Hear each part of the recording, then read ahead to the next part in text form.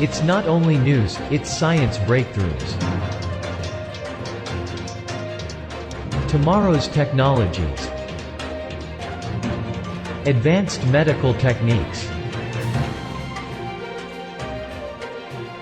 It's a glimpse into the future where we discuss artificial intelligence, earth and energy, enhanced humans, future society, health and medicine, space, robots and machines. Welcome to Science Bytes with Joe and Craig. Today is Thursday, June 4, 2020. The idea of using light as a weapon can be traced back to Hippocrates, commander of the Greek forces in 2012 BC. His forces supposedly set fire to the sails of a Roman fleet by focusing sunlight with mirrors. Science fiction weapon systems based on lasers and ray guns have captured the imagination of the people everywhere for generations. A very early example of a ray gun is the heat ray featured in H.G. Wells' novel The War of the Worlds in 1898. By the way, a book that I do want to read again very soon. Science fiction during the 1920s described death rays. Early science fiction often described or depicted ray gun beams making bright light and loud noise like lightning or large electric arcs. In 1960, the very first laser, a ruby laser, was built, producing minimal power. This event was followed by many other laser technology developments. The 1960s represented the beginning of a drastic change in how the military viewed warfare. The first chemical laser, hydrogen fluoride, was built in 1965, producing 1 kilowatt. It was then that the Department of Defense became interested in researching and developing a more powerful laser for weapon applications. Subsequently, in 1968, the Defense Advanced Research Projects Agency, better known as DARPA, its baseline demonstration laser produced 100 kilowatts. Hollywood wasted no time in bringing light weapons to good use. By the late 1960s and 1970s, society saw the ray gun concept used in Star Trek as phasers and in Star Wars as blasters, and the future books and movies as pulse rifles, plasma rifles, and so on. The late 1970s and 1980s marked a busy period for developing lasers into possible weapon systems. All branches of the military and industry were striving to master high power levels, beam control, and adaptive optics. In 1999, the Department of Defense formally recognized lasers as future weapons and began aggressive research and development projects. In 2000, the Joint Technology Office of High Energy Lasers was formed to bring all laser technology together to develop a complete laser weapon system that could be used by the warfighter. The electromagnetic spectrum contains all types of electromagnetic energy, including radio waves, microwaves, infrared, visible light, ultraviolet, and gamma rays. The word laser is an acronym for light amplification by stimulated emissions of radiation. Therefore, light is a type of electromagnetic radiation. The quantum mechanical idea of stimulated emissions of light was discovered by Albert Einstein in 1917 and is one of the fundamental ideas behind the laser. Einstein theorized that when a photon interacts with an atom or molecule in an excited state, 2 protons are produced when the atom or molecule leaves the excited state. Population inversion occurs when the atoms or molecules are in the excited state. In order for molecules to come out of the normal ground state, a source of power must be introduced to the system to energize the atoms to the excited state. When many photons are passed through many excited atoms, more and more photons are produced. The photons are contained and reflected back and forth in a cavity with mirrors on each end. The mirror on the output end is only partially reflective, allowing some photons to leak through, creating the laser beam.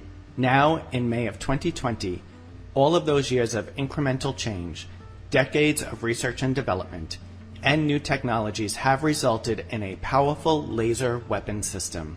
The laser rests aboard the U.S. Navy ship, the USS Portland. During a test on May 16, 2020, in the Pacific Ocean, the weapon blasted an intense ray at a drone, which caught fire almost immediately. The technology developed by Northrop Grumman allows ships to defend themselves against drones and even smaller enemy ships. According to a recent report, the market for similar energy weapon systems is on the rise across the globe, with a new arms race as nations look for novel ways to enhance border security and counter threats, including drones and missiles. With this new advanced capability, we are redefining war. The United States is not the only country seeing success in this new weapons age. Back in February 2020, the U.S. Navy claimed that a Chinese warship fired a laser weapon at one of its surveillance aircraft. The light wars have begun. Well, we're going to take a short break, and when we return, we'll be discussing Earth's rare elements.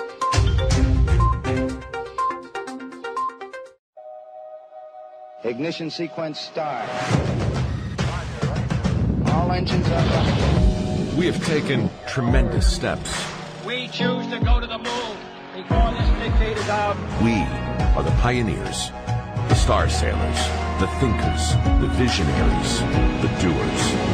And because we stand on the shoulders of giants to go farther than humanity has ever been, we will add our names to the rolls of the greatest adventurers in history. Every day, every mission, we advance this calling. We are NASA. And after 60 years, we're just getting started.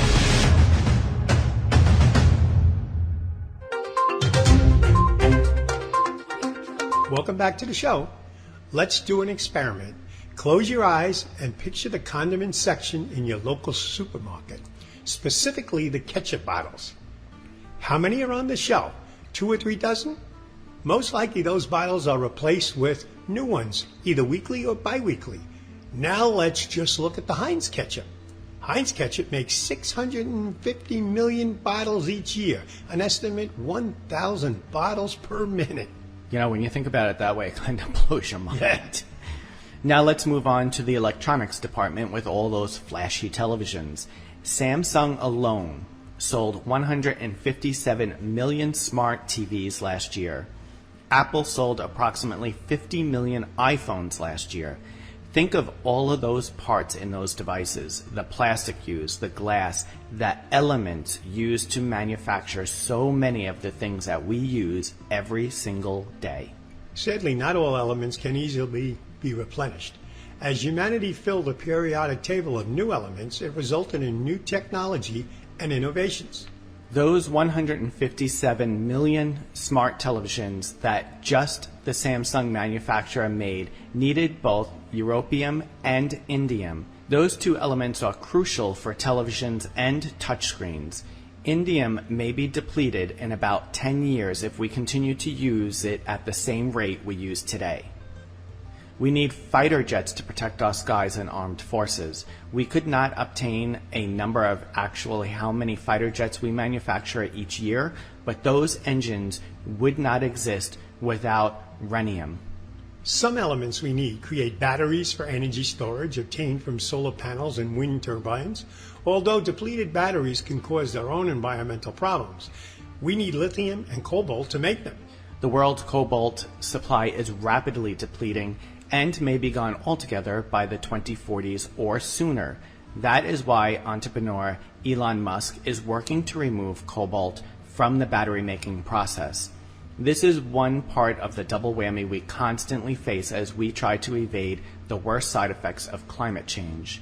Solar panels are manufactured now at an astonishing rate and need tellurium to make them. Tellurium is on the list of the rarest elements based on its percentage available and how important it is in our current society's needs. And let's not forget those giant wind turbines that help supply electricity. For those dinosaur giants, we need dysprosium. All of these elements that are so dependent on took billions of years to form. In other words, the elements were formed as Earth was formed.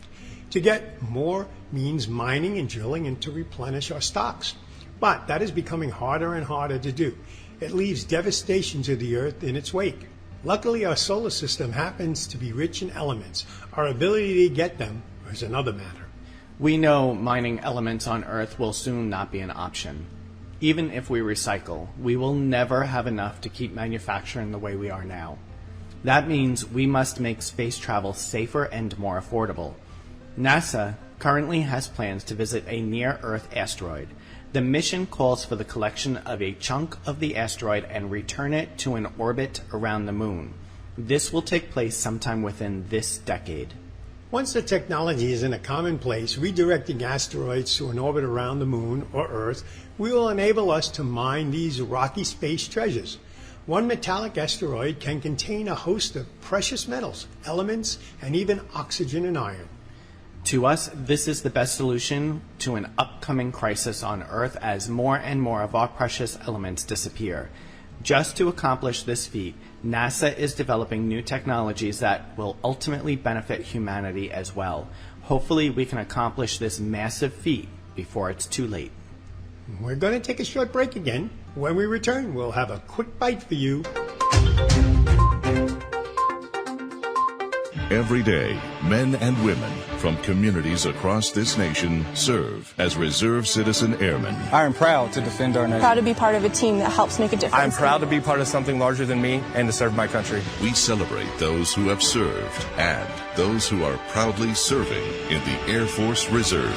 Our mission is to fly, fight, and win in air, space, and cyberspace. I am proud to be a member. I am proud to protect our... Proud to serve in the U.S. Air Force Reserve. Welcome back for a quick bite.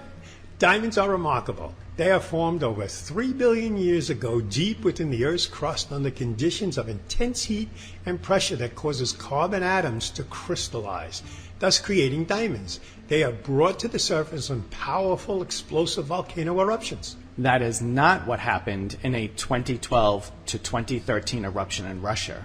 A volcano did erupt there, but it was not a powerful explosion, just a massive series of lava flows. So why were diamonds showing up unexpectedly? The easternmost peninsula of Russia is a subduction zone, where the Pacific plate is sliding under Eurasia. There is a string of active volcanoes starting in Japan and running north into this Russian peninsula. It is not the type of place to find those eruptions that would bring up diamonds from the mantle. If they didn't come from deep in the mantle, so what are their sources? Researchers decided to look at the composition of the diamonds. Surprisingly enough, the composition of impurities in the diamonds in elements like nitrogen, fluorine, chlorine, and silicon match the composition of the volcanic gases. This suggested that they may actually have been forming from the gas being released during the eruption. Now, don't get the idea to go rush to Russia, because you're not going to get rich with these little tiny diamonds. However, these little crystals show just how bizarre volcanic activity can be, where diamonds can be formed directly from a gas, high pressure not needed. You know, I like your little thing there, rush to Russia. Again, I don't want to Rush research to it. I'm Russia. just like, what's this rush to Russia? I almost laughed when I said that, because I didn't mean to say it. Sorry to interrupt. Okay, no problem. But if you do want to rush off and get rich, get yourself a spaceship. Scientists believe that on Jupiter and Saturn, it actually rains diamonds. New atmospheric data for the gas giants indicate that carbon is abundant in its dazzling crystal form. Lightning storms turn methane into soot, which hardens into chunks of graphite and then into diamonds as they fall. And these diamonds, they're big enough to be worn by Hollywood film stars. Okay, that brings us to the close of another episode, so thanks for listening. We will be back again next week with a new episode. You can find all our episodes on My Science Bytes with Joe and Craig for free on Apple Podcasts, Google Play, Alexa, and other platforms. Or visit our website, mysciencebytes.com. Joe and I are grateful to you, our listeners. Let us know how we're doing by leaving a review and giving our show a 5-star rating on Apple Podcasts. It really helps move up our rating so more people can find us. You can also help by subscribing or following our show on other podcast platforms. Or you can search My Science Bytes with Joe and Craig in Facebook and leave a review there. Thanks again for listening, and we'll see you next week.